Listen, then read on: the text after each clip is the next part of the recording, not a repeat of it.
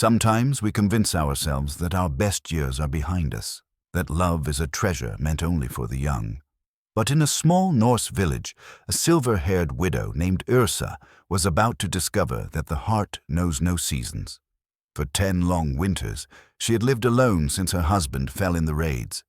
She kept busy weaving cloth, tending wounds, and caring for her neighbors, but joy had become a stranger to her door. Then Boran Stoneshield arrived, a giant warrior with gentle hands who saw something in her that she had forgotten existed. When he began helping with her fence and chopping her firewood, the village started to whisper, but when he finally spoke the words that would change everything, even Yrsa couldn't believe what happened next. What could make a legendary warrior kneel before a woman who thought love had passed her by? Before we jump back in, tell us where you're tuning in from, and if this story touches you, make sure you're subscribed, because tomorrow I've saved something extra special for you.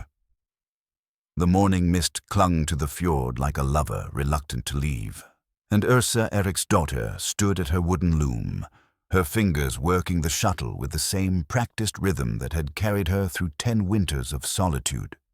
The silver threads in her hair caught the pale sunlight streaming through the small window of her cottage, and she paused for just a moment to watch the way the light danced across the wool. Deep blue like the ocean depths, warm brown like fertile earth. Her cottage sat on a gentle rise overlooking the village of Raven's Harbor, close enough to hear the sounds of daily life, but far enough to maintain the careful distance she had cultivated since Gunnar's death. The hand-carved wooden loom before her was more than just a tool. It was her anchor, her purpose, her shield against the world. Every morning she would rise before dawn, tend to her small garden, and return to this spot where the wooden frame held not just wool and thread, but the carefully ordered structure of her life. The loom had been Gunnar's wedding gift to her, carved during their first winter together when the snows were too deep for raiding and his restless hands needed occupation. He had worked on it by firelight, night after night, his thick fingers surprisingly delicate as they shaped each curve and joint. When he presented it to her on the spring equinox, she had wept, not from sadness, but from the overwhelming certainty that she was loved completely. Now those same carved patterns seemed to hold memories in their grain. The curved supports that resembled ships' ribs reminded her of Gunnar's stories from the sea. The intricate knotwork along the frame spoke of his patience and devotion. When she worked at the loom, she could almost feel his presence behind her, his hands on her shoulders as he watched her create beauty from simple threads. But today, like every day for the past 10 years, she worked alone. The village below was stirring to life. Smoke rose from cooking fires, and she could hear Astrid calling to her children, warning them to stay away from the water's edge. The fishermen would already be checking their nets, and the women would soon gather at the well to share news and gossip. It was a rhythm as old as the settlement itself, and Yrsa found comfort in its predictability. She had found her own rhythm within that larger pattern. 3 days a week, she would carry her healing supplies down to the village, tending to cuts and bruises, brewing remedies for winter coughs, and occasionally assisting with difficult births. The village women trusted her skilled hands and her discretion. They knew she would never repeat the private pains they shared while she worked over their ailments. The other days belonged to her loom and her garden. She grew flax for linen, raised sheep for wool, and harvested wild plants for dyes. Her cloth was prized throughout the region. Merchants from as far as Bergen would make special trips to purchase her work. The intricate patterns she wove told stories. The flight of ravens, the dance of northern lights, the endless cycle of seasons. Each piece took weeks to complete, and in that slow creation, she found a peace that speaking to people could never provide. Ingrid, the baker's wife, often reminded her that she was still young enough for a new husband, still strong enough for children. "You're not yet 40, Yrsa," she would say while kneading bread, her own arms white with flour. "There are good men who would treasure a woman of your skills." But Yrsa would only smile and change the subject. How could she explain that she felt ancient inside? That losing Gunnar had aged her in ways that had nothing to do with the lines around her eyes or the silver in her hair. She had loved once with her whole soul, and when that love was torn away, it had left a space too precisely shaped for anyone else to fill. The village respected her choice mostly. The men would nod politely when she passed, never pressing unwanted attention on the healer woman who kept to herself. The women would include her in conversations, but never pushed when she declined invitations to celebrations where couples danced and unmarried girls giggled behind their hands at likely suitors. She had carved out a space for herself that was useful but separate, valued but untouchable. Her cottage reflected this careful balance. Clean and well-maintained but sparse. Functional furniture built by Gunnar's hands, but no decorative touches that might suggest she was trying to attract visitors. Her garden was productive but not beautiful. Rows of useful plants rather than flowers that served no purpose beyond pleasing the eye. Even her clothing followed this pattern, well-made and durable, but in muted colors that wouldn't draw attention. The only exception was her wedding ring, a simple band of silver that she had never removed. Sometimes she would catch herself turning it around her finger while she worked, an unconscious gesture that brought both comfort and pain.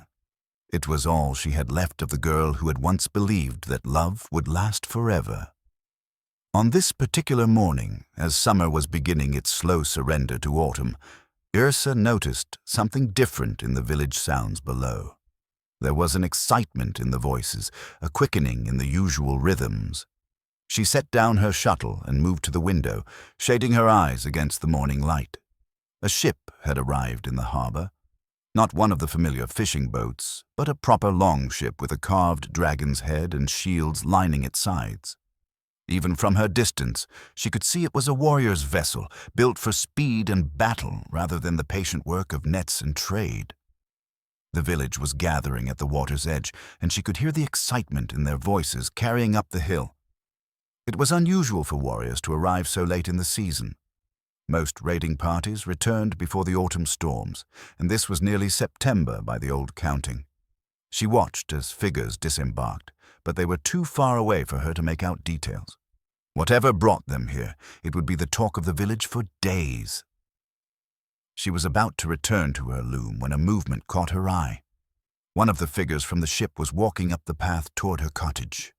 As he drew closer, she could see that he was enormous, easily the largest man she had ever seen, with shoulders that seemed to block out half the sky. His hair was dark gold, braided with silver threads, and he moved with the careful precision of someone who had learned to be gentle despite his size. Yrsa stepped back from the window, her heart beating faster than it had in years. She had no reason to fear. The village was safe, and no enemy would approach so openly in daylight. But something about this stranger's purposeful stride toward her home filled her with a nervousness she couldn't name. When the knock came at her door, it was soft, almost apologetic. She smoothed her apron, checked that her hair was properly braided, and opened the door to find herself looking up, far up, into the kindest brown eyes she had ever seen. "Forgive the intrusion," the giant said, his voice surprisingly gentle for such a massive frame. "I am Boran Stoneshield. I was told the healer lives here." He held up his left arm, and she could see fresh blood seeping through a rough bandage wrapped around his forearm. The wound looked recent, but not serious. The kind of cut that would heal cleanly with proper care but could fester if left untended. "I am Yrsa," she said, stepping aside to let him enter. "Come, sit by the hearth and let me see what you've done to yourself." As he ducked through her doorway, she was struck by how he seemed to fill the entire cottage simply by being present. Yet he moved carefully, as if aware of his size and the potential for accidental damage. When he settled onto the stool she indicated, he did so slowly, keeping his injured arm extended so as not to stain her clean floor with blood. "It's nothing serious," he said as she gathered her supplies. "A careless moment while securing the ship's rigging. But Jarl Magnus said you were the finest healer in 3 villages, and I've learned to trust his judgment." She unwrapped his bandage with practiced efficiency, Her healer's mind, taking inventory of the wound, even as another part of her, noticed the strength in his arm, the careful way he held still under her ministrations. The cut was clean but deep, requiring several stitches to close properly. "This will sting," she warned, reaching for her bottle of strong mead to clean the wound. "I've had worse," he said simply, and she believed him. His arms and hands bore the scars of many battles, yet something in his manner suggested that he would rather create than destroy. As she worked, cleaning and stitching with the focused attention that had made her reputation, she was aware of his eyes on her face. Not in the bold, appraising way that some men looked at women, but with something closer to curiosity, as if he were trying to solve a gentle puzzle. "You have steady hands," he said quietly as she tied off the last suture. "They should be steady," she replied, applying a healing salve to the closed wound. "I've been doing this work for 15 years. Since you were very young then." She glanced up at him, surprised by the observation. Most people, seeing her silver hair and the lines that grief had carved around her eyes, assumed she was older than her years. But this stranger seemed to see past the surface to something she had almost forgotten herself. "Young enough," she said, wrapping clean linen around his arm. "Keep this dry for 3 days, then change the bandage daily. The stitches can come out in a week if the wound is healing cleanly. And if I need the stitches removed, should I return here?" There was something in his tone, a hopefulness that made her pause in her bandaging. She finished securing the linen before answering. "Any skilled person can remove stitches. Astrid the baker's wife has done it before, or old Magnus has steady enough hands. But you would do it better." It wasn't a question, and something in his certainty made her chest feel tight. She busied herself cleaning her tools, avoiding his gaze. "Perhaps," she said, "if you cannot find anyone else." When she finally looked up, he was smiling, not the broad grin of a man used to getting his way, but something warmer and more patient, as if he had all the time in the world to wait for her to see whatever he was seeing. "Then I will return in a week," he said, standing carefully and testing the movement of his bandaged arm. "If that would not be an inconvenience." It would not be an inconvenience. He paid her generously for the work, more than the service was worth, and she almost protested, before deciding that pride was less important than the practical need for coin. As he moved toward the door, she found herself wanting to delay his leaving, though she couldn't understand why. "Your ship," she said. "Will you be staying long in Raven's Harbor?" "Through the winter at least. Perhaps longer." He paused at the threshold, looking back at her cottage as if memorizing it. "It's a peaceful place. I can see why someone would choose to make a life here." After he left, Yrsa stood in her doorway for a long time, watching his figure grow smaller as he descended toward the village. Something had shifted in the familiar patterns of her world, like a stone dropped into still water, and she wasn't sure whether to be afraid or grateful for the ripples it would cause. When she finally returned to her loom, the silver wedding ring on her finger felt heavier than it had in years. The long ship's anchor had barely settled into the harbor mud when word began spreading through Raven's Harbor like fire through dry grass. Boran Stoneshield had returned, the same warrior whose name was whispered in equal measure with awe and disbelief. Children who had never seen him pressed close to their mothers' skirts as the giant stepped onto the wooden pier, while older villagers nodded with the satisfaction of those who had witnessed legend walking among them. Jarl Magnus himself came down to greet the ship, his weathered face creasing into what passed for a smile. The two men clasped arms in the way of old friends, and their conversation was brief but intense. Boran had been gone for 3 years, sailing the northern routes where other men feared to venture. His crew, lean and hard from months at sea, unloaded chests that clinked with silver and bundles wrapped in exotic furs. But it was Boran himself who commanded attention. Standing a full head taller than any man in the village, his presence seemed to shift the very air around him. His beard was fuller now, streaked with premature gray that spoke of harsh winters and harder battles. Yet when young Eric stumbled while gawking at the great warrior, it was Boran who steadied the boy with hands gentle enough to handle a sparrow's egg. The anchor he had personally set into the harbor floor was no ordinary ship's fixture. Forged by master smiths in the Eastern Kingdoms, it was both functional and beautiful. Iron worked into flowing patterns that resembled ocean waves, with runes of protection hammered along its curve. This anchor had held his ship steady through storms that had claimed lesser vessels, and it would remain planted in Raven's Harbor's seafloor for as long as Boran chose to call this place home. Word of his visit to the healer's cottage spread almost as quickly as news of his arrival. Astrid the baker's wife had excellent eyesight and better curiosity, and she had watched the giant's careful climb up the hill with growing interest. When he emerged from Yrsa's cottage nearly an hour later, moving with obvious care for his bandaged arm, Astrid was ready with questions for anyone who would listen. "An hour," she announced to the gathering crowd at the well. "He was up there for a full hour. How long does it take to stitch a simple cut?"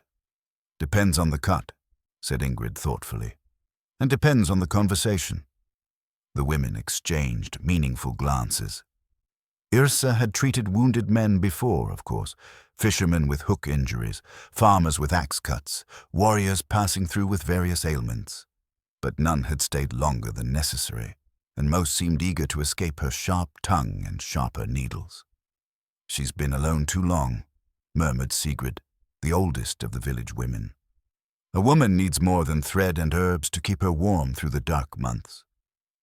"Yrsa has made her choice clear," Astrid replied, but her tone lacked conviction. "She's said many times she has no interest in remarrying." "That was before Boran Stoneshield came calling with a wounded arm and kind eyes," Ingrid observed. "Sometimes the heart changes its mind when it sees something worth changing for." Meanwhile, at the harbor, Boran was fielding questions from the Jarl about his intentions. Magnus had known the warrior since boyhood, had watched him grow from an oversized child whom other boys feared to approach into a man whose reputation stretched across the northern seas. What he saw now in his old friend's face was something he had never seen before, uncertainty mixed with hope. "You could winter anywhere," Magnus said as they walked toward his hall. "Your share from this voyage alone would keep you comfortable in any port from here to Iceland. Why return to Raven's Harbor?" Boran was quiet for a long moment, his gaze drifting up the hill toward a cottage that sat apart from the others. "I've sailed every sea worth sailing, Magnus. I've fought every enemy worth fighting. But I've never found a place that felt like it could be home. And you think you've found it now? I think I've found something worth exploring." Magnus followed his friend's gaze and understood immediately. A slow smile spread across his weathered features. "Ah, the healer. She has the most remarkable eyes," Boran said quietly. "Clear and direct, like still water. But underneath, there's something. A sadness that makes me want to spend years learning its source." "Yrsa Eriksdottir is well respected here," Magnus warned. "She's carved out a life for herself that suits her, and the village protects what she's built. Any man who would court her would need to prove himself worthy of disrupting her peace." "I have no intention of disrupting anything," Boran replied, "but perhaps I might add something to what she already has." The conversation was interrupted by the arrival of Thorvald Ironhand, a local warrior whose own interest in the village's most eligible widow was no secret. Thorvald was a good man, strong, reliable, and reasonably prosperous. But he had been trying unsuccessfully to win Yrsa's attention for the better part of 2 years. The arrival of a legendary warrior threatened to complicate his careful campaign. "Boran Stoneshield," Thorvald said with forced warmth, "the stories of your voyages have reached even our humble harbor." "Thorvald," Boran replied with genuine friendliness, "I remember you from Magnus's hall. You were just earning your first sword when I sailed north." The reminder of their age difference was subtle but effective. Thorvald, at 28, was still young enough to feel the sting of being treated like a boy by a man barely 10 years his senior. But Boran's tone held no mockery, only the easy confidence of someone who had nothing to prove.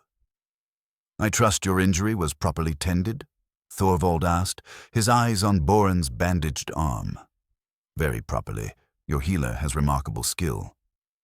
"Our healer," Thorvald corrected, the possessive emphasis clear to everyone present. Magnus stepped between them before the conversation could turn more pointed. "Come," he said to Boran. "You'll want to see your men properly quartered, and my wife has been preparing a feast since the moment your sail appeared on the horizon." As they walked toward the Jarl's hall, Boran glanced once more toward the hill where smoke rose from a solitary chimney. He had traveled the known world, but he had never felt the pull of a particular place the way he felt it now. Something about this village, about the silver-haired woman who had tended his wound with such careful attention, made him want to drop anchor not just in the harbor, but in life itself. The feast that night was everything Magnus's wife Helga could make it. Roasted meat, fresh bread, ale that flowed freely, and songs that celebrated both the warrior's return and the successful end of the sailing season. But through it all, Boran found his attention drifting to the conversations around him, particularly those concerning the village healer. He learned that Yrsa had been widowed young, that she had never shown interest in remarrying, that she was both valued and protected by the community. He learned that she could set a broken bone as skillfully as any warrior, that her woven goods were prized by merchants, and that she had a sharp tongue for anyone who tried to waste her time with foolishness. What he didn't learn, but what he sensed in the careful way people spoke of her, was that beneath her capable exterior lay a woman who had built walls not just around her cottage, but around her heart. And walls, in Boran's considerable experience, were built by people who had something precious to protect. As the evening wound down and the ale had loosened tongues throughout the hall, old Gunther, the storyteller, stood to speak. His voice, roughened by age and strong drink, carried easily through the gathered crowd. "A toast," he called, raising his horn high. "To Boran Stoneshield, whose anchor holds firm in any storm and whose return brings strength to our harbor." The toast was drunk with enthusiasm, but Boran barely heard the words. His mind was already on the morning, and the excuse he would need to visit a cottage on the hill where a woman with remarkable eyes lived alone with her loom and her carefully guarded heart. The anchor had been set. Now he would learn whether this particular harbor was deep enough to hold him. The first broken fence post appeared 3 days after Boran's arrival, snapped clean through by the autumn winds that had grown fierce as the season turned.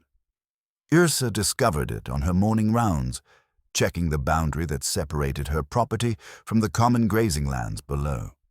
The post had been weakening for months. She had noticed the way it swayed in strong weather, but she had convinced herself it would last another season.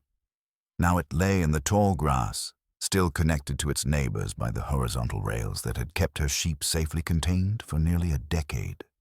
The symbolic weight of it wasn't lost on her. Something she had depended on for protection had finally given way under pressure she had chosen to ignore.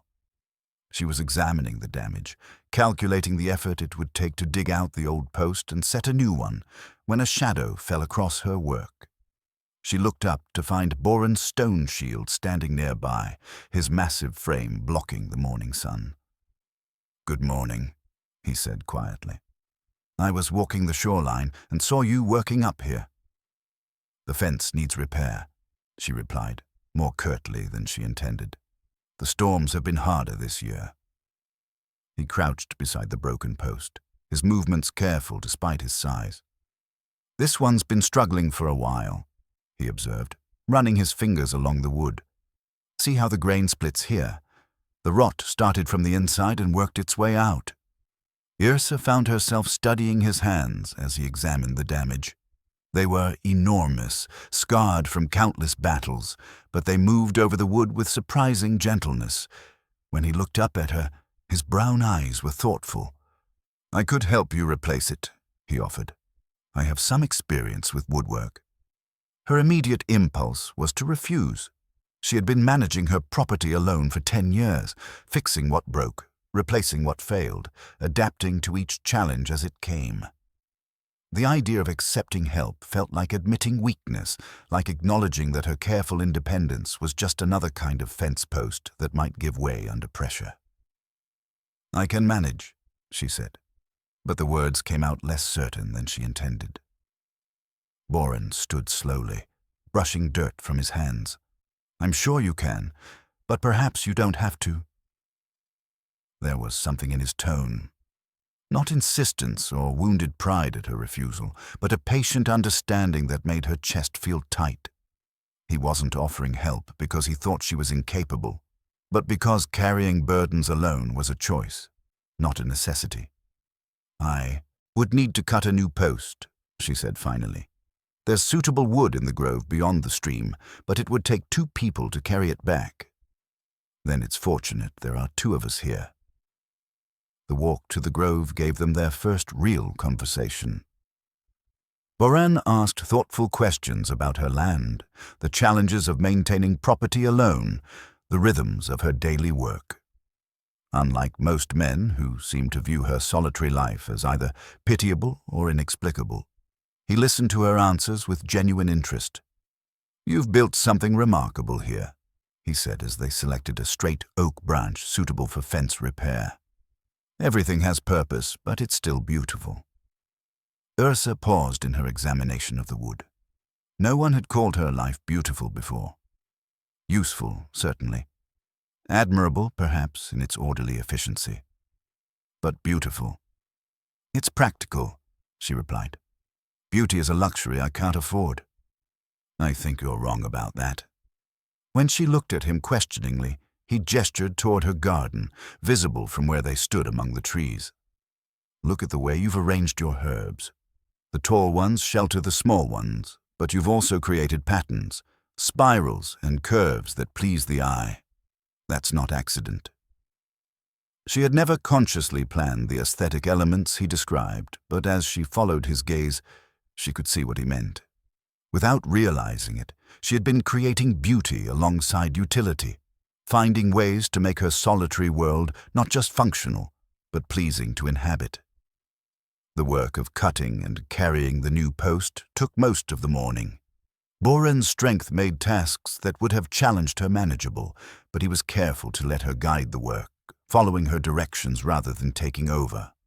When they finally set the new post in place and tamped earth around its base, Yrsa felt a satisfaction that went beyond mere repair. "It's stronger than the old one," Boran observed, testing the post's stability. "It should last years," she agreed. "And if another one fails?" The question hung between them, loaded with implications neither was quite ready to address directly. Yrsa busied herself gathering the tools they had used, aware that he was watching her face. "I suppose I'll deal with that when it happens," she said. "Or you could mention it to a friend who enjoys woodwork." Friend. The word felt strange in her mouth, unfamiliar after so many years of careful solitude. When was the last time she had considered anyone a friend rather than simply a neighbor or acquaintance? "I should pay you for your time," she said, reaching for her coin purse. Boran shook his head. "Neighbors help neighbors. No payment needed." "But you're not." She stopped herself before finishing the sentence. "Not what?" "Not really a neighbor. You're a visitor here, a warrior passing through." Something shifted in his expression, a flicker of what might have been disappointment or determination. "I'm thinking of staying through the winter, perhaps longer." "Why?" The simple question seemed to catch him off guard. He was quiet for a long moment, his gaze moving from her face to the cottage, the garden, the view of the harbor below. "I've been sailing for 15 years, he said finally. "Always moving, always heading toward the next horizon. But standing here, working alongside you to fix something that matters to your daily life, it feels different, more real than anything I've done in years." Yrsa felt heat rise in her cheeks and turned away, pretending to examine the fence they had repaired. His words stirred something in her that she had thought long buried, a yearning for connection that she had trained herself to ignore. Winter here can be harsh, she said. Isolated. Many men grow restless when the snows come. I'm not most men. When she looked back at him, there was something in his eyes that made her breath catch. Not the bold certainty of a man accustomed to getting his way, but something quieter and more dangerous. Genuine interest in her as a person, not just as a challenge to be conquered. "The stitches in your arm," she said, grasping for safer ground. "They should be removed tomorrow. Will you do it?" "If you'd like." "I would like that very much." As he walked back down the hill toward the village, Yrsa remained by her newly repaired fence, one hand resting on the solid post they had set together. For 10 years, every repair had been hers alone. Every problem solved in solitude, every burden carried without help. Now, for the first time since Gunnar's death, she had shared the work with someone else. The fence post stood straight and strong, but she could feel other barriers beginning to shift under pressure she was no longer sure she wanted to resist. When Boran returned the following evening for his stitches, he carried with him a leather pouch that clinked softly with each step. Yrsa opened her door to find him standing in the golden light of sunset, and for a moment she was struck by how he seemed to belong there, as if the cottage had been waiting all these years for someone exactly his size to fill the door frame. "Your timing is good," she said, stepping aside to let him enter. "The light is still strong enough for detailed work." He settled onto the familiar stool by the hearth, extending his injured arm with the easy trust of someone who had never doubted her skill. As Yrsa gathered her tools, she found herself more aware than before of his presence in the small space. The way he sat perfectly still to avoid crowding her, the careful attention he paid to her movements. "Before you begin," he said, setting the leather pouch on the table beside him, "I brought something I thought you might find useful." Inside the pouch were herbs unlike any she had seen before. Exotic plants with unfamiliar scents and textures. There were roots that smelled of distant spices, leaves that shimmered with oils that caught the lamplight, seeds that released complex fragrances when she crushed them between her fingers. "I collected these during my voyages," Boran explained. "From healers in the eastern kingdoms, medicine women in the northern wastes, even a few from traders who had sailed beyond the edge of our maps." Yrsa lifted each specimen carefully, her healer's mind immediately cataloguing possibilities. "This one," she said, holding up a twisted root. "It smells like it might reduce fever. The woman who gave it to me said it could break a fever that had lasted for days. She called it winter's ending in her language. And this," she examined a collection of dark berries, "for pain that goes deeper than flesh, the kind that settles in old wounds and won't leave." Their eyes met across the small table, and Yrsa felt something pass between them, an understanding that they were no longer speaking only about physical ailments. She had lived for 10 years with pain that had settled deep, that woke her in the dark hours before dawn and followed her through her careful days. "You've traveled far to gather these," she said quietly. "Not to gather them. I gathered them while traveling far for other reasons. But bringing them here, that was always the intention." She began removing his stitches with steady hands, though her pulse had quickened. The wound had healed cleanly, leaving only a thin line that would fade with time. As she worked, Boran spoke about his voyages, not the battles and conquests that other warriors boasted of, but the quieter moments. The beauty of sunrise over unknown seas, the kindness of strangers in distant ports, the profound loneliness of standing watch while other men slept. "Why do you sail?" she asked, snipping the last stitch. "If it brings such solitude?" "I used to think I was searching for something," he replied. "Treasure, glory, a worthy enemy to test myself against. But I think now I was running from something instead." "From what?" He was quiet while she applied fresh salve to the healed cut, his eyes focused on her hands rather than her face. When he spoke, his voice was so low she had to lean closer to hear him. "From the fear that I was too large for ordinary life, too rough for gentleness, too shaped by war for peace. Yrsa's hands stilled in their work. She understood that fear in ways he couldn't know, the certainty that loss had changed her into something that no longer fit with normal human happiness, that she had become too careful for spontaneity, too guarded for love. "And now?" she asked. "Now I wonder if I was wrong about what I was capable of." When she finished tending his arm, they sat for a while by the fire, sharing tea made from one of his exotic herbs.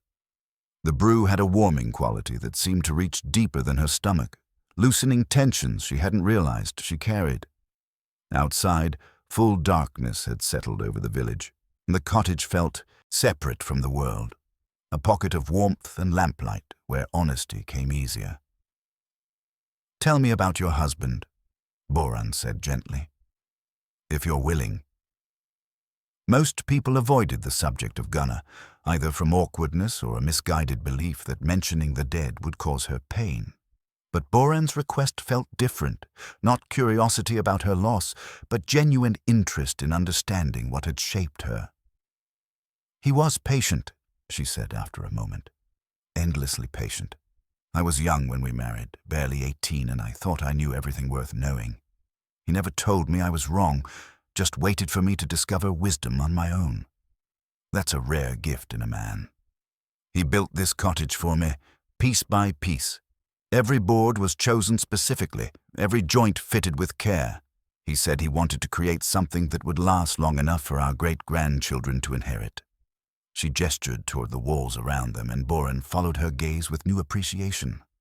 Now he could see what he had missed before. The subtle craftsmanship, the way every element had been planned not just for function, but for permanence. "He succeeded," Boran said. "Yes. But there were no children, no grandchildren to inherit what he built." The old pain was there in her voice, but softened somehow by the sharing. "We tried for years, and when it became clear it wouldn't happen, he never once blamed me or suggested taking another wife. He said I was enough family for any man." He was right. The simple certainty in Boran's voice made her throat tight. She had spent so many years believing that her childlessness made her somehow incomplete as a woman, less worthy of love than those blessed with fertility. "After the raiders killed him, I used to think the cottage was a monument to failure," she continued. "All that permanence, all those dreams of continuation, and nothing to show for it but an empty house. And now I think perhaps he built it for me, not for some future family, but for the woman who would need shelter after he was gone." They sat in comfortable silence for a while, the fire crackling softly between them. When Boran finally rose to leave, he paused at the door. "The herbs," he said. "Experiment with them. Learn their properties. If any prove useful, I can tell you where to find more." "You're planning to stay that long?" "I'm planning to stay as long as you'll let me visit this cottage on the hill." After he left, Yrsa sat up late into the night, sorting through the medicinal herbs he had brought her. Each one represented months or years of travel, encounters with foreign healers, careful preservation through storms and battles. The collection was more valuable than silver, a treasure gathered not for its worth, but for the knowledge it contained. As she worked, her wedding ring caught the firelight, but for the first time in years, its weight felt less like an anchor and more like a gentle reminder that her heart had loved before and might yet have the courage to love again. The Thor's hammer pendant arrived with the dawn, clutched in the bloody fist of a boy who had run through the night to reach Raven's harbor. Young Olaf collapsed at the village well, gasping out his message between ragged breaths. Raiders from the Serpent's Fjord had struck the settlement of Birch Creek, 30 miles to the north. The survivors were fleeing south, wounded and desperate, and would reach the harbor by midday. Jarl Magnus called for immediate counsel, and within minutes the village had transformed from sleepy morning routine into organized preparation. Men checked weapons and counted arrows, while women gathered medical supplies and prepared space for refugees. The hammer pendant, torn from a chain during the attack, served as proof of the boy's tale, its silver surface still stained with the blood of whoever had pressed it into his palm before he fled. Boran stood with Magnus in the center of the activity, his warrior's mind already calculating defenses and escape routes. But his eyes kept drifting to the hill where smoke rose from a particular chimney, where a woman with healing hands would soon face more wounded than she had ever treated at once. "We'll need every skilled hand," Magnus said, following Boran's gaze. "Yrsa will have to work in the village today, not in her cottage." "She'll come," Boran replied with certainty. "She won't let pride keep her from helping the wounded." He was right. When Thorvald climbed the hill to request Yrsa's aid, she was already packing her supplies. She descended into the village carrying her largest medicine bag, her silver hair braided severely back, and her expression set with grim determination. Whatever personal walls she maintained in normal times, suffering dissolved them completely. The great hall had been cleared to serve as a makeshift healing station. Tables were pushed together to create workspaces, and clean linen was spread over every surface. Yrsa surveyed the preparations with a practiced eye, then began directing the organization with quiet authority that no one questioned. "Astrid, I need water boiling constantly. At least 3 pots at all times. Ingrid, tear those sheets into bandages, but keep the pieces sorted by size. Sigrid, gather every woman who has assisted with births or tended battle wounds. We'll need steady hands." When the refugees began arriving, the true scope of the disaster became clear. 17 people had escaped the attack, but 8 were badly wounded. 2 children clung to their injured mother, their eyes wide with trauma they were too young to understand. An elderly man cradled a sword arm that hung useless at his side, blood seeping through a makeshift bandage. Yrsa moved between them with calm efficiency, assessing injuries and prioritizing treatment. Her healing knowledge, gained through years of solitary practice, proved invaluable in organizing triage. But it was the presence of others working alongside her that transformed the desperate situation into something manageable. Boran stationed himself at her left shoulder, anticipating her needs before she voiced them. His massive hands proved surprisingly gentle when holding frightened children still for treatment, and his calm presence seemed to steady even the most panicked refugees. When she needed someone lifted onto a table or held motionless for delicate stitching, he was there without being asked. "The woman with the chest wound," Yrsa murmured to him during a brief pause. "I'm not sure the bleeding will stop with ordinary pressure." "What do you need?" "One of the herbs you brought. The dark root that looks like a twisted finger. It should slow bleeding if prepared correctly, but I've never used it on a wound this severe." Boran was gone and back within minutes, the precious root in his palm along with a small bronze pot for brewing. As Yrsa prepared the unfamiliar medicine, following instincts honed by years of healing work, she felt the weight of responsibility settle on her shoulders. If she was wrong about the root's properties, she could kill the woman she was trying to save. "Trust your knowledge," Boran said quietly, as if reading her thoughts. "You have the finest healer's instincts I've ever seen." The root tea, applied directly to the wound and given in small sips to the patient, proved effective beyond her hopes. The bleeding slowed, then stopped, and the woman's breathing steadied. Around the hall, other small miracles unfolded as the village worked together to tend their unexpected guests. But it was the partnership between Yrsa and Boran that drew the most attention. Villagers who had known the healer for years watched in amazement as she accepted assistance not just gracefully, but gratefully. The solitary woman who had rebuffed every offer of help with daily tasks worked seamlessly alongside the giant warrior, their movements coordinated as if they had been healing together for years. "Look at them," Astrid whispered to Ingrid during a quiet moment. "Have you ever seen Yrsa trust anyone that completely?"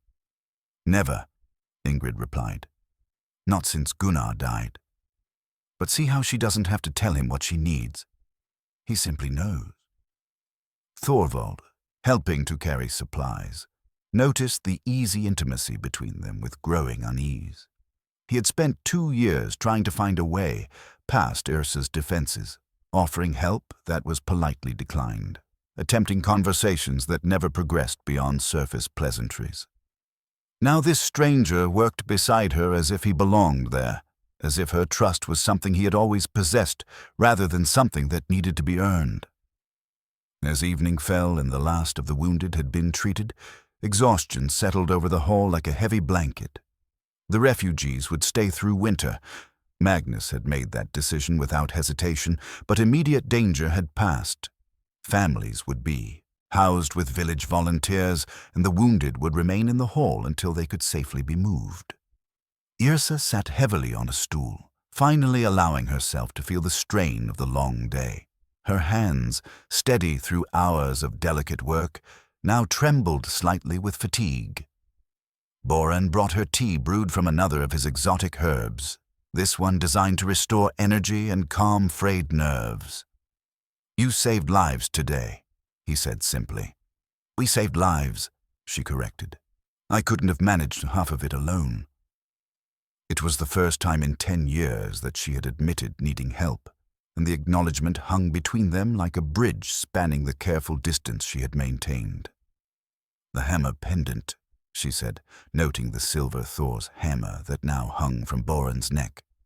"You claimed it?" Magnus suggested it.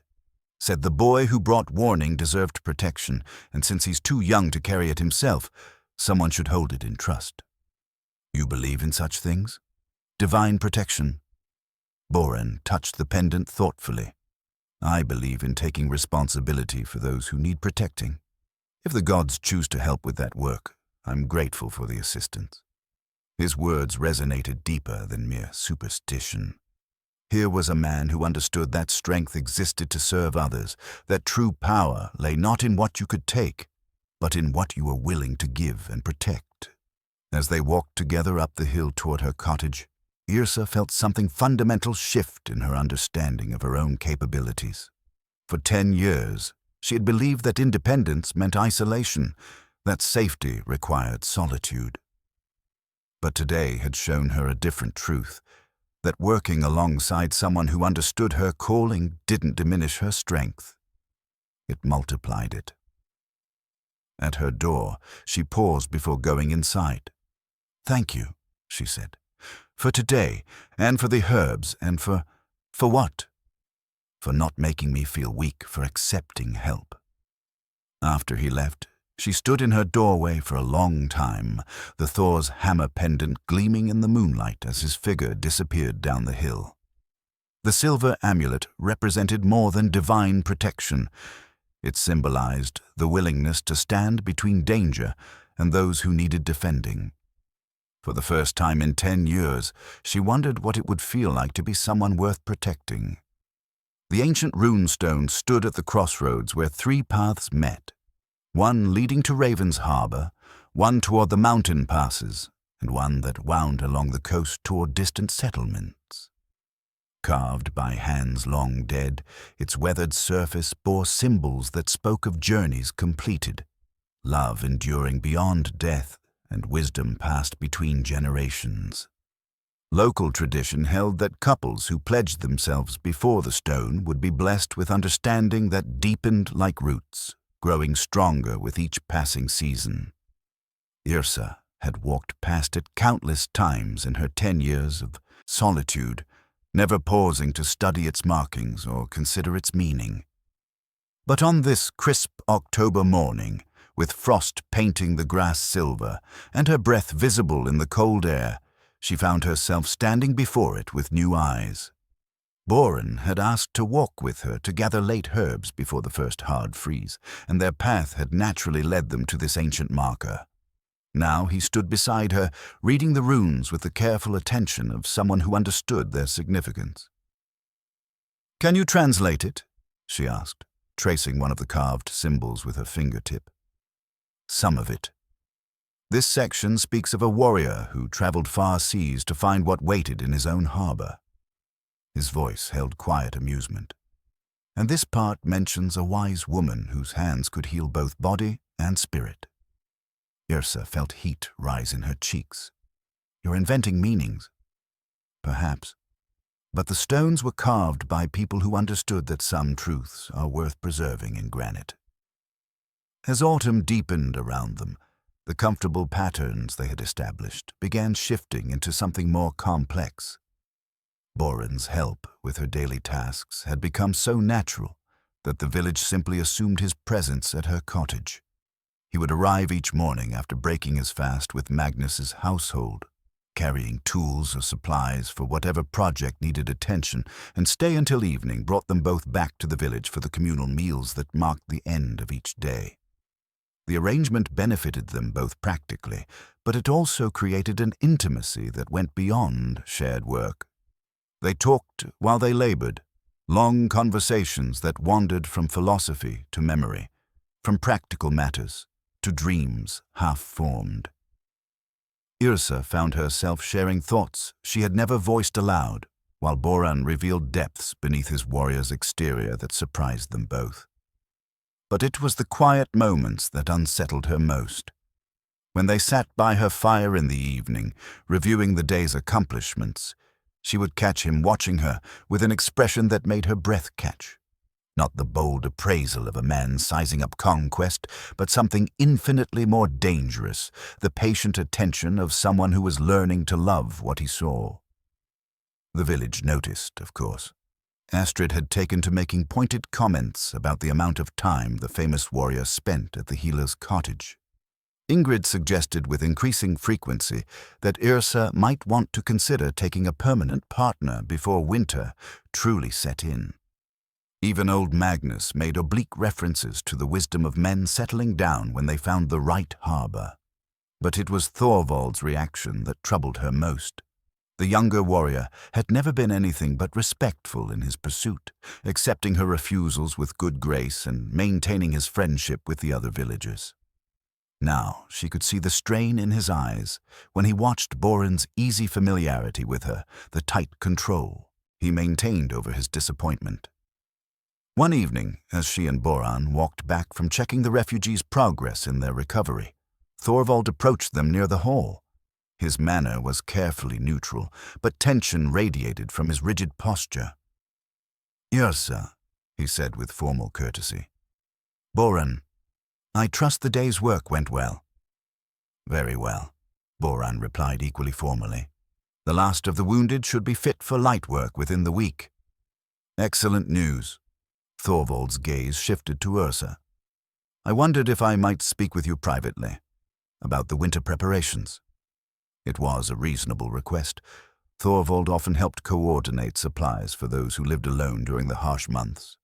But something in his tone suggested this conversation would venture beyond practical matters. Boran stepped back immediately. "I should check on my men anyway. Until tomorrow, Yrsa." After he left, Thorvald walked with her toward the path leading to her cottage, his silence heavy with unspoken words. When they reached the place where the path began its climb, he stopped and turned to face her. "I need to ask you something directly," he said. "Is there hope for me? Any hope at all?" The question hung between them like a blade, sharp with 2 years of patient waiting and growing desperation. Yrsa felt the weight of his sincerity, the genuine affection that had driven his long, unsuccessful courtship. "Thorvald," she said gently, "you are a good man. You deserve a woman who can love you with her whole heart. But you can't be that woman. I can't be that woman for you." The distinction was subtle but crucial, and they both understood its meaning. She was no longer claiming inability to love, only inability to love him. "It's Stoneshield, then. It's not that simple, isn't it?" His voice held no anger, only tired acceptance. "I've watched you these past weeks. You're different with him, softer somehow, but also more yourself. I've never seen you laugh the way you do when you think no one is watching." Yrsa hadn't realized her transformation was so visible to others. The thought that her growing feelings were written clearly enough for the village to read made her feel exposed, vulnerable in ways she had carefully avoided for years. "I'm not ready," she said. "I may never be ready. But you're willing to try, With him. She couldn't deny it, and her silence was answer enough. Thorvald nodded slowly, his disappointment evident but controlled. "Then I wish you happiness," he said. "Truly. But be careful with that happiness, Yrsa. Men like Stoneshield are not built for small lives in quiet villages. The sea calls to warriors, and when it does, they answer." His warning followed her up the hill, settling into her thoughts like winter cold. Thorvald was right about the nature of warriors. She had learned that lesson with Gunnar, whose final voyage had been undertaken despite her tears and his own reluctance. Men who lived by sword and sail were always one tide away from leaving, no matter how deep their roots seemed to grow. That night, alone by her fire, she found herself staring at the runestone's message carved into her memory.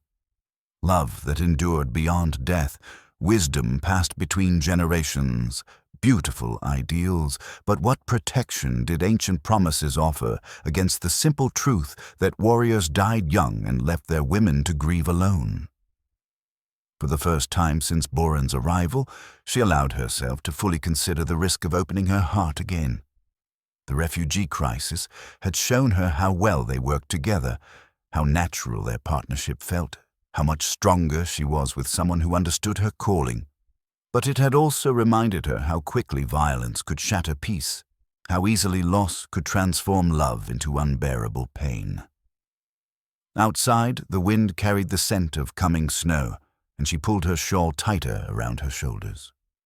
Winter was almost upon them, the season when paths became impassable and choices had to be lived with until spring brought new possibilities. Soon she would have to decide whether the promise of love was worth the certainty of eventual loss, whether the ancient wisdom carved in stone was strong enough to outweigh the bitter lessons written in her heart. The golden arm ring arrived with the first snow, carried by a messenger whose exhausted horse steamed in the frigid air. Jarl Magnus accepted the ornate band with hands that trembled slightly, not from cold, but from the weight of recognition. The ring bore the seal of King Harald himself, and its presence in Raven's Harbor could mean only one thing: royal summons that could not be ignored. Magnus called for immediate counsel, but before the village elders could gather, he requested a private word with Boran. The two men walked to the empty hall, their footsteps echoing in the vast space that had so recently been filled with wounded refugees. When Magnus finally spoke, his voice carried the gravity of a man delivering news that would change everything. "The king has not forgotten your service," he said, extending the arm ring toward his friend. "This summons you to court for the winter season. There's talk of a spring campaign against the Danes, and Harald wants his most experienced commanders close at hand." Boran took the ring, but did not immediately place it on his arm. The golden band was beautiful, crafted by the finest smiths in the kingdom, but it felt heavy as chains in his palm. Royal favor was both honor and burden, especially for a warrior whose reputation preceded him into every conversation. "When?" he asked quietly. "The ship that brought this message will return in 3 days. You're expected at court before the winter storms make travel impossible." 3 days. Boran's mind raced through implications and possibilities, but always returned to the same central truth. He had found something in this small village worth more than royal favor, worth more than the promise of glory in another man's war. The question was whether he would be allowed to choose his own path, or whether duty would make that choice for him. "There's more," Magnus continued, his expression growing more troubled. The messenger brought additional information, not official, but reliable. The king has been speaking of marriage alliances to strengthen his position against the Danish threat. Wealthy jarls with unmarried daughters have been invited to court for the season. The implication was clear. Harald wasn't simply summoning his most skilled warriors for military advice. He was positioning them as potential husbands for strategic marriages. Boran's reputation and proven prowess made him an ideal candidate for such an arrangement, especially if it could bind a powerful family more closely to the crown. "I see," Boran said, though his tone suggested he saw far too clearly. "You could refuse," Magnus said carefully. "Claim injury or pressing obligations here. But Harold's memory for slights is long, and his patience for warriors who put personal desires above royal commands is short. And if I answer the summons? Then you become a player in whatever game he's planning. Marriage to a Jarl's daughter, command of a significant force in the spring campaign, possibly elevation to your own Jarlship if the war goes well." Magnus paused. "It's everything most warriors dream of achieving. But not what Boran dreamed of. Not anymore. The life being offered. Court intrigues, strategic marriages, endless campaigns, felt like a cage compared to the simple joy he had found working beside a silver-haired healer who had slowly learned to trust his presence in her carefully ordered world. That evening, he climbed the hill to Yrsa's cottage with heavier steps than usual, the royal arm ring burning against his chest where he had hidden it beneath his tunic.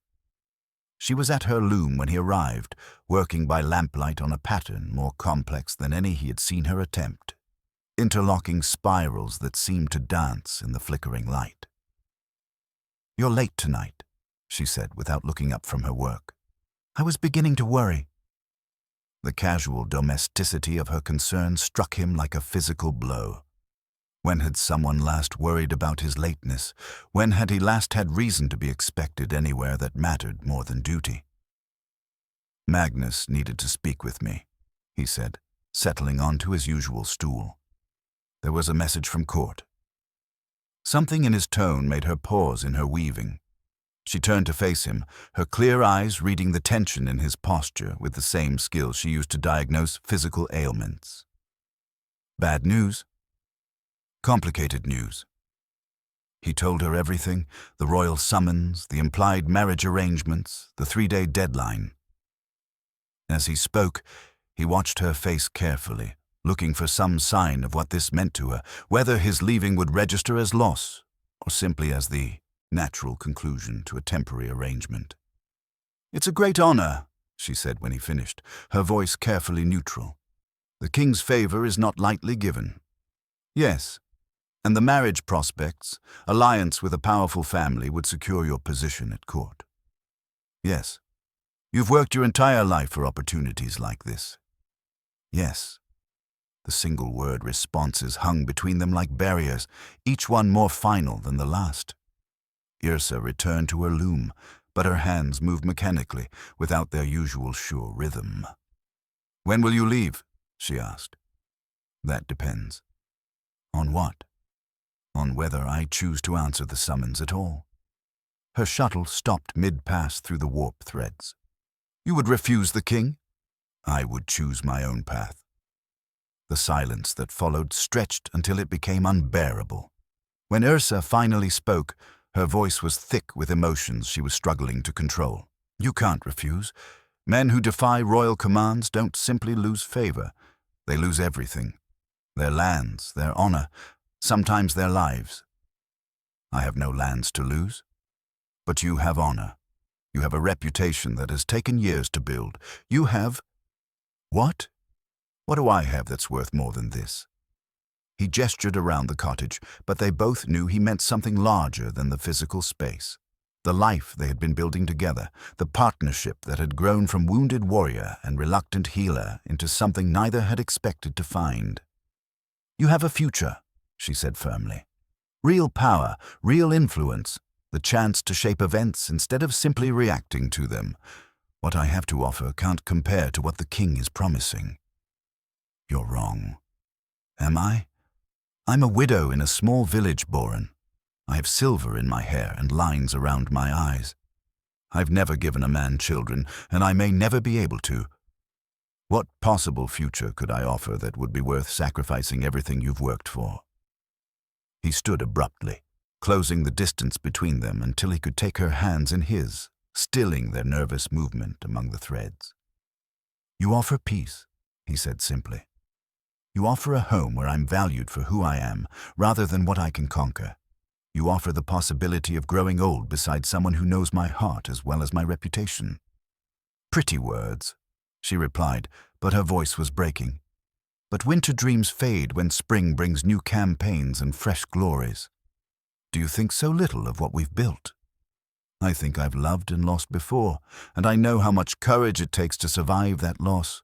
I won't ask you to sacrifice your entire future for the possibility of happiness with a woman who may not have the strength to love again. The royal arm ring felt like it was burning through his tunic, a tangible reminder of the choice that lay before him. Honor and duty and the respect of men pulled him toward court, toward the life every warrior was supposed to want. But something deeper, something he had never felt before, anchored him to this cottage, this woman, this quiet life that had somehow become more precious than all the gold in the king's treasury. "Give me tonight to think," he said finally. "Tomorrow I'll give you my answer." After he left, Yrsa sat alone with her weaving, but the complex pattern had lost all meaning. Her hands shook as she worked, and twice she had to pull out stitches that went astray. The golden arm ring represented everything she could not give him: status, wealth, political power, children to carry on his name. Outside, snow continued to fall, and she knew that by morning the paths would be treacherous. Soon, winter would lock the village into isolation, forcing everyone to live with whatever choices they made in these final days of freedom. The choice was his to make, but she already knew what she would tell him if he asked her opinion. She loved him too much to let him throw away his future for the uncertain promise of her damaged heart.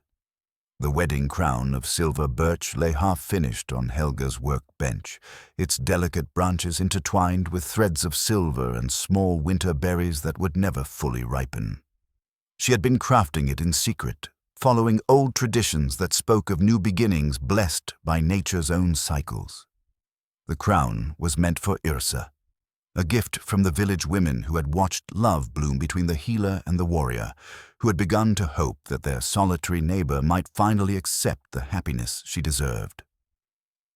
Now, with dawn breaking gray and cold through Helga's window, the crown seemed like evidence of foolish optimism. News of the royal summons had spread through Raven's harbor faster than fire through dry thatch, and with it came the sobering reality that some choices were larger than individual desires. Down at the harbor, preparations were already underway for departure. The royal messenger's ship sat heavy in the water, its holds loaded with supplies for the return journey to court.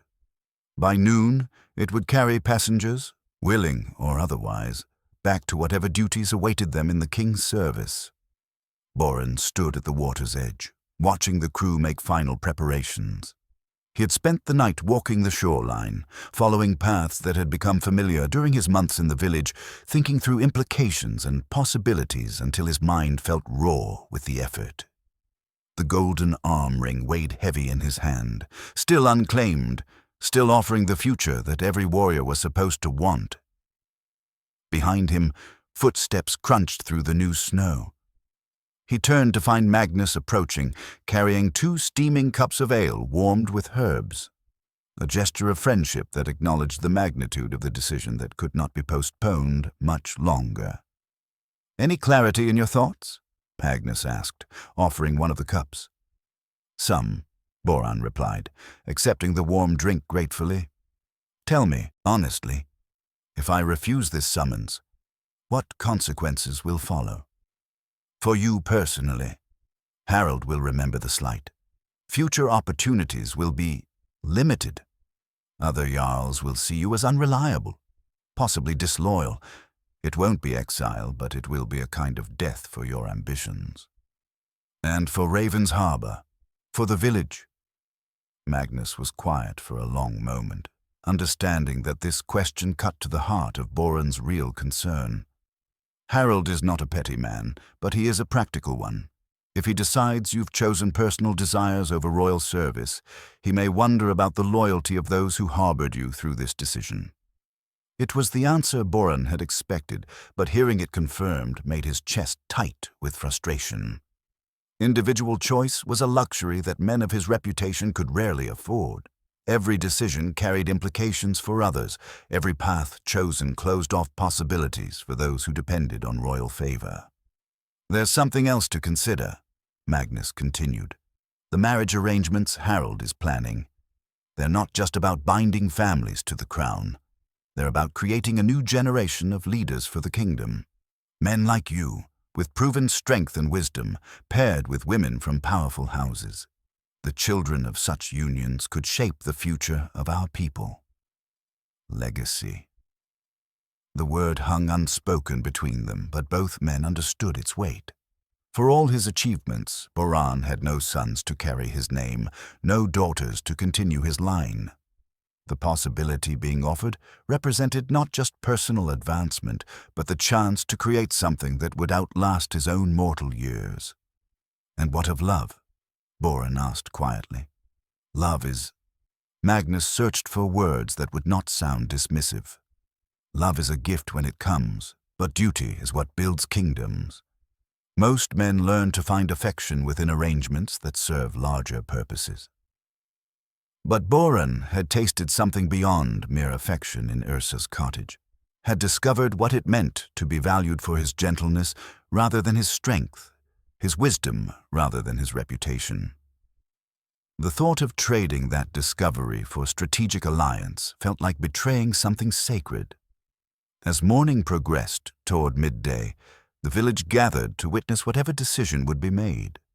Children pressed close to their parents, sensing the gravity of events they couldn't fully understand. Women whispered prayers to gods who rarely concerned themselves with matters of the heart. Men nodded gravely, recognizing the terrible arithmetic of duty that left no room for simple happiness. Yrsa remained in her cottage, working at her loom with desperate focus, creating patterns that served no purpose beyond keeping her hands busy while her heart broke with careful precision. She had made her own decision during the long night. When Boran came to speak with her, she would release him with grace, would tell him to follow duty rather than desire, would prove that her love was strong enough to choose his welfare over her own needs. The sound of footsteps on her path came sooner than expected. She looked up from her weaving to see not Boran, but a delegation of village women led by Astrid and Ingrid. Their faces carried a mixture of determination and grief that told her immediately why they had come. "We need to talk," Astrid said without preamble. "About what you're planning to do." "I don't know what you mean." "You're planning to send him away," Ingrid said bluntly, "to tell him that duty matters more than love, that he should choose honor over happiness." Yrsa set down her shuttle carefully. "And if I am?" "Then you're a fool," Astrid replied, "and we won't let you make the biggest mistake of your life without a fight." The words stung, partly because they echoed her own fears. "You don't understand the situation. The king's favor means nothing if it costs a man his soul," Sigrid interrupted, moving forward to take Yrsa's hands in her own weathered ones. "I've lived 70 years, child. I've seen men choose duty over love, and I've seen them choose love over duty. The ones who follow their hearts, those are the ones who die content." "Easy words when the choice doesn't carry consequences for others," Yrsa replied. "If Boran refuses the summons, then he proves he's the man we think he is rather than just another ambitious warrior," Astrid said firmly. "Do you think we care more about royal favor than about your happiness? Do you think this village would trade your joy for political advantages?" Helga stepped forward, carrying the unfinished wedding crown. "We made this for you," she said simply. "All of us, working together in the evenings while you two were too blind to see what everyone else could. We made it because we believe in the possibility of new beginnings, because we've watched you come alive again in ways we never thought we'd see." The delicate crown, with its intertwined branches and silver threads, seemed to embody everything Yrsa had convinced herself she couldn't have. Looking at it, she felt the careful walls she had built around her heart begin to crumble. "I'm afraid," she whispered, the admission torn from depths she had kept hidden even from herself. "I'm terrified of loving someone again only to lose him to war or duty or simple chance. I don't know if I'm strong enough to survive that kind of loss twice. None of us know how much strength we have until life demands it from us," Sigrid said gently. But choosing loneliness to avoid the possibility of grief, that's not strength. That's just fear wearing wisdom's clothes. And what if he chooses duty anyway? What if I open my heart completely only to watch him sail away to marry some Jarl's daughter? Then you'll grieve, Ingrid said pragmatically.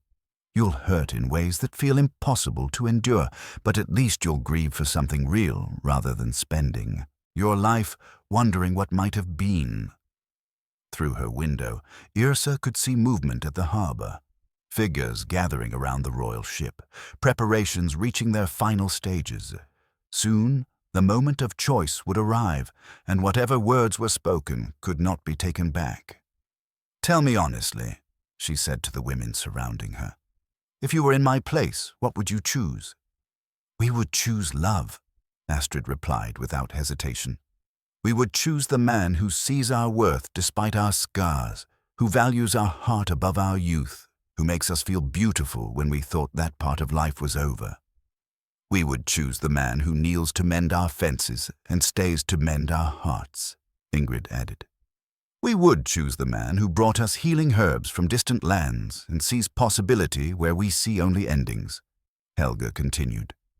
"We would choose courage over caution," Sigrid concluded, "because love requires the greatest bravery of all, the willingness to be completely vulnerable to another person's choices." Outside, snow continued to fall, and Yrsa knew that within the hour, the conversation that would determine both their futures would begin. The wedding crown lay between them all, like a promise waiting to be claimed or abandoned, its silver threads catching what little light filtered through the grey day. For the first time in 10 years, she allowed herself to imagine wearing it, to picture standing before the ancient rune stone with its messages of enduring love, while Boran spoke words that would bind their lives together. The image was so vivid, it made her chest ache with longing and with terror at how much she wanted something she had convinced herself she could never have again. The village women watched her face, seeing the battle between fear and hope play out in expressions that shifted like weather. They had said what they came to say, offered what wisdom they could. Now the choice belonged to Yrsa alone, whether to step forward into the possibility of love or retreat into the safety of solitude. Through the window, a figure could be seen climbing the hill toward her cottage. Tall, broad-shouldered, moving with the careful precision of a man carrying the weight of momentous decisions.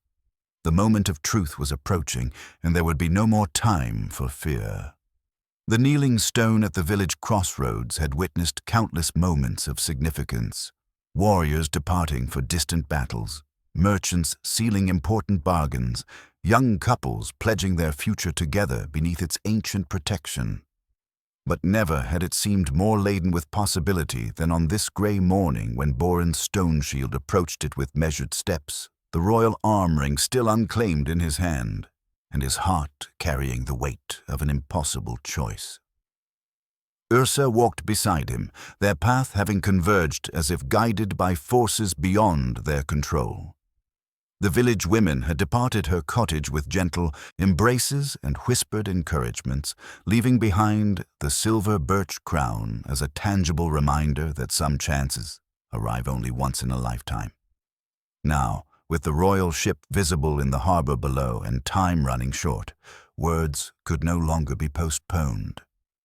"The messenger grows impatient," Yrsa observed, noting the activity around the vessel. "Let him wait," Boran replied.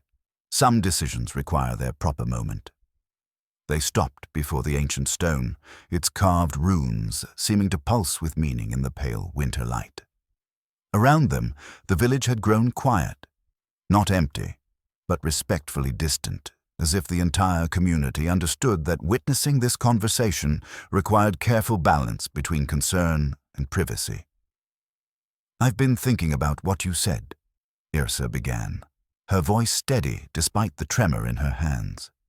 "About sacrifice and duty and the future you're being offered.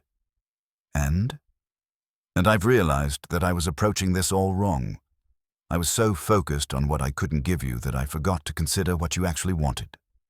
Boran turned to face her fully, his brown eyes intense with attention.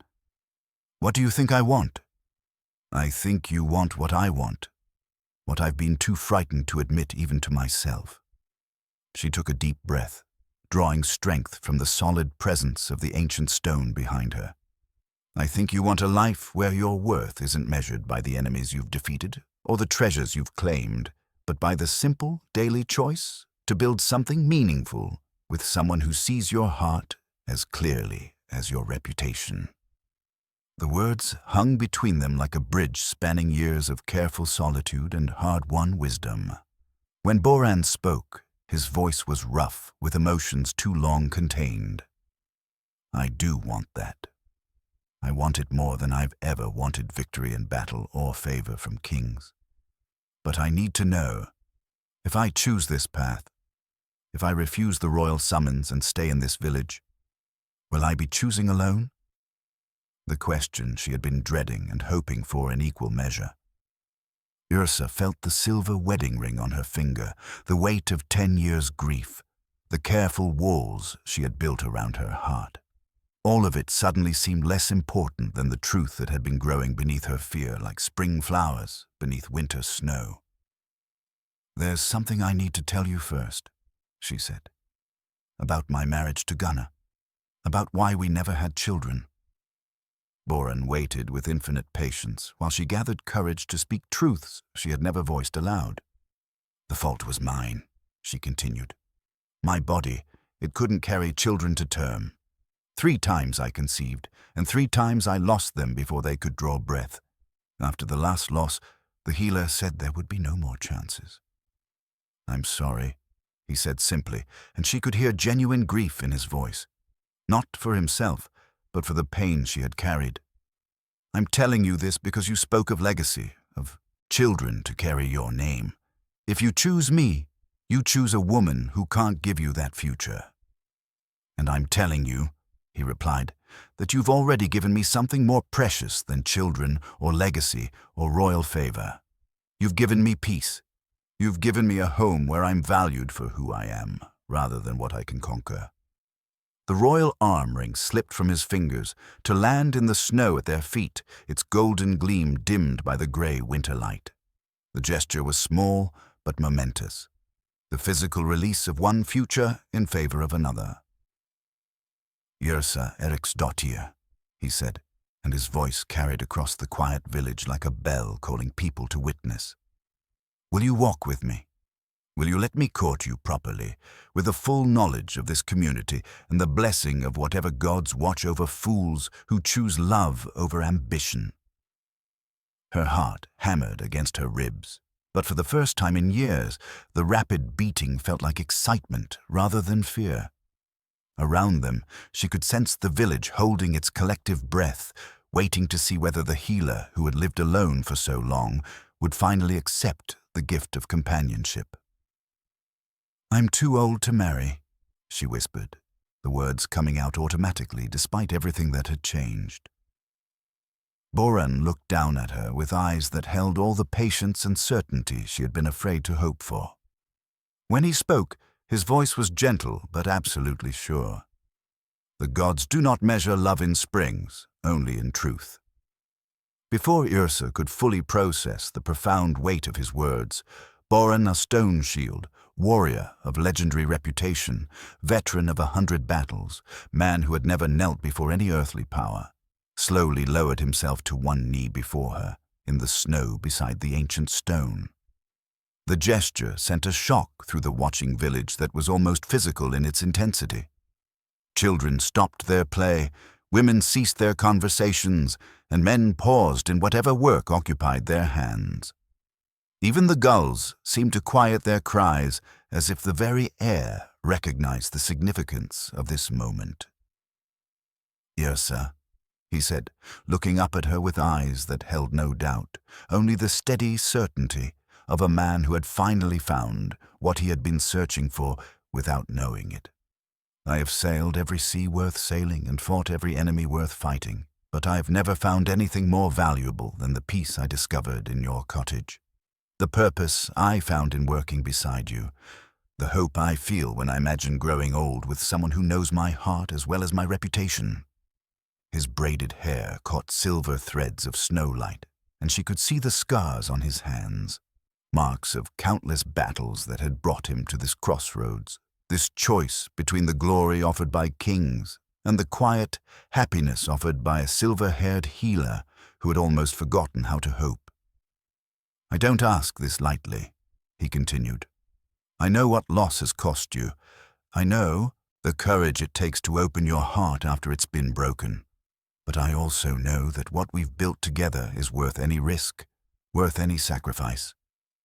Around the crossroads, the village seemed to lean forward collectively, breath held in anticipation. Astrid stood with her hand pressed to her heart, tears already flowing down her weathered cheeks. Ingrid clutched her husband's arm so tightly he winced. Young mothers held their children closer, as if witnessing something that would become legend. Yrsa looked down at this giant of a man who had made himself vulnerable before her, who had chosen her worn heart over the promise of kingdom-building and strategic marriages. The fear that had governed her life for 10 years still lurked at the edges of her consciousness, whispering warnings about warriors who sailed away in love that ended in loss. But stronger than fear was the recognition of something unprecedented, a man who saw her completely and chose her anyway. "Stand up," she said softly, her voice barely carrying beyond the space between them.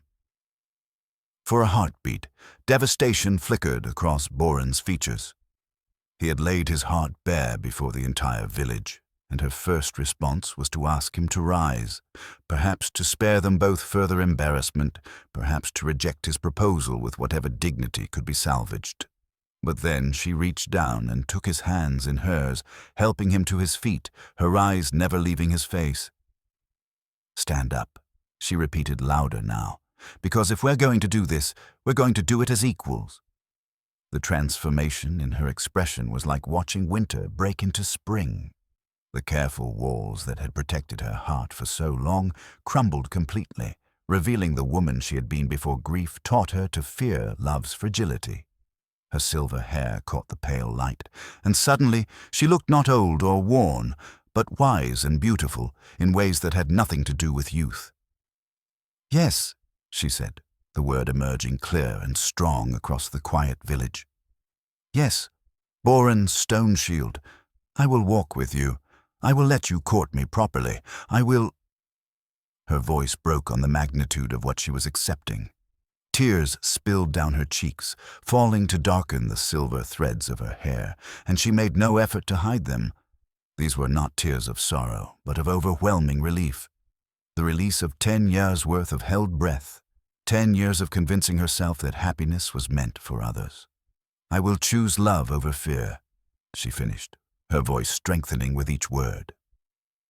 The village exploded into celebration. Cheers rose from every throat, children's laughter mixing with women's joyful cries and men's approving shouts. Someone began singing an ancient song of blessing, and others joined in until the very air seemed to ring with approval. Boran swept her into his arms, lifting her from her feet and spinning her around beside the ancient runestone while snow continued to fall, around them like benediction. When he set her down, her feet barely touching the ground, they were both laughing through their tears. "The ship," she said suddenly, remembering the royal vessel waiting in the harbor. "The messenger—" "Let him carry word to the king that Boran Stoneshield has found a battle worth winning and a treasure worth more than crowns," he replied. "I'm exactly where I belong." Astrid pushed through the celebrating crowd, carrying the silver birch wedding crown with hands that trembled from excitement. Without ceremony, she placed it on Yrsa's head where it settled as if it had been made specifically for her measurements. "Now you look like a bride," she declared through her tears, and the village's cheers reached such volume that even the royal ship's crew paused in their preparations to look toward the crossroads, where a legendary warrior had just chosen love over legacy, and a careful widow had finally chosen hope over fear. 3 months later, on the first day of spring when the ice began its retreat from the harbor and the days grew long enough to promise warmth, Yrsa and Boran stood once again before the ancient runestone. This time, however, they were not alone in their momentous choice. The entire village had gathered to witness their wedding, along with visitors from neighboring settlements who had traveled through melting snow to see the legendary warrior marry the healer who had captured his heart. The shared hearth fire that would soon burn in their home together had been lit with flames carried from every household in Raven's Harbor, a tradition that bound the new couple not just to each other, but to the community that had nurtured their love through its uncertain beginning. The fire waited in a bronze brazier beside the runestone, its warmth and light a symbol of the home they would create together, fed by the goodwill of those who had watched their cautious courtship bloom into certain love. Yrsa wore a gown of her own weaving, deep blue wool shot through with silver threads that caught the spring light like water touched by moonbeams. The wedding crown of silver birch sat perfectly upon her braided hair, its delicate branches now adorned with the first wildflowers of the season. She had never looked more beautiful, but more than that, she had never looked more herself, confident, radiant, unafraid of the love that showed clearly in her eyes. Boran stood beside her in his finest clothes, but it was not his rich fabrics or carefully groomed beard that drew attention. It was the transformation visible in his entire bearing, the way he carried himself with the contentment of a man who had found his true calling, the way his eyes never strayed from the woman who had taught him that strength could be gentle and that the greatest victories were won not through conquest, but through the patient work of building something lasting. Jarl Magnus performed the ceremony, his weathered voice carrying across the gathered crowd as he spoke words that had bound couples for generations. But when the traditional vows were complete, Boran asked permission to speak from his own heart, and his words would be remembered and repeated throughout the region for years to come. "I have sailed beyond the edge of maps," he said, his voice clear and strong, "and I have learned that the greatest treasures are not found in distant lands, but in the courage to see value in what is close at hand. I have fought enemies who sought to destroy what I protected, and I have learned that the most important battles are won not with sword and shield, but with patience and understanding, and the willingness to be vulnerable to another person's heart." He turned to face Yrsa fully, taking her hands in his. "You taught me that home is not a place but a presence, not a structure built of wood and stone, but a feeling built of trust and shared purpose, and the daily choice to value another's happiness alongside your own. You taught me that love does not require youth to flourish, only truth to sustain it."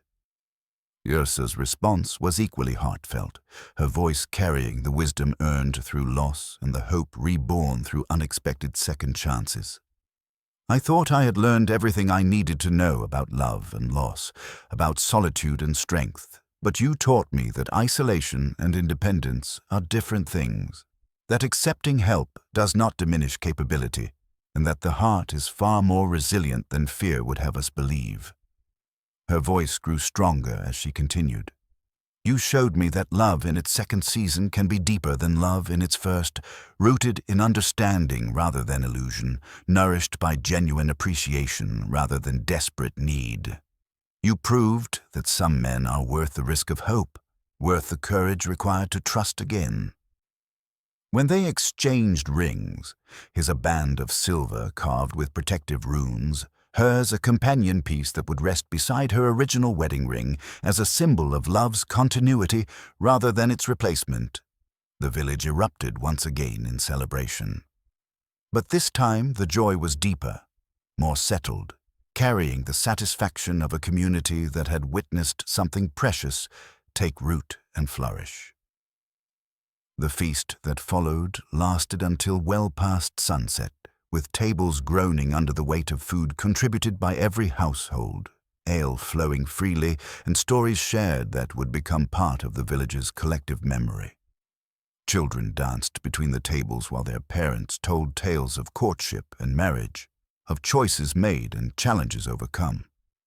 But as night settled over Raven's Harbor and the celebration gradually wound down, Yrsa and Boran found themselves walking hand in hand toward the cottage on the hill.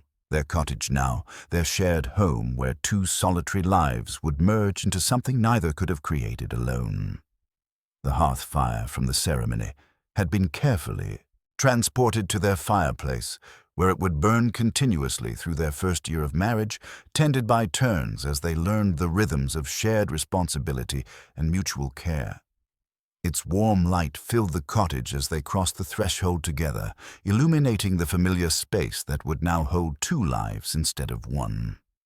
Yrsa's loom sat in its accustomed place, but now a second stool waited beside it, not for a visitor who would eventually leave, but for a partner who would stay to watch her work, to learn her patterns, perhaps even to try his own large hands at the delicate art of weaving beauty from simple threads. On the table, Boran's collection of exotic herbs had been arranged in careful order, each specimen labeled with notes about its properties and origins. They represented not just his past travels, but the knowledge he brought to their shared future, wisdom gathered from distant places that would serve their life together. As spring settled over the village and their marriage began its first season, neighbors would often glimpse them working together in their garden, planning improvements to their cottage, walking hand in hand along paths they had once traveled separately. They had learned that love's second chance carried different gifts than its first, less of passion's desperate intensity, perhaps, but more of trust's steady strength, less of youth's urgent dreams, but more of wisdom's patient certainty. The ancient runestone stood witness to their daily passages, its carved promises of enduring love proved true by two people who had learned that the heart's capacity for healing matches its capacity for hope, and that some stories worth telling begin not with youth's bright promise, but with experience's deeper understanding of what truly matters in this brief, precious life.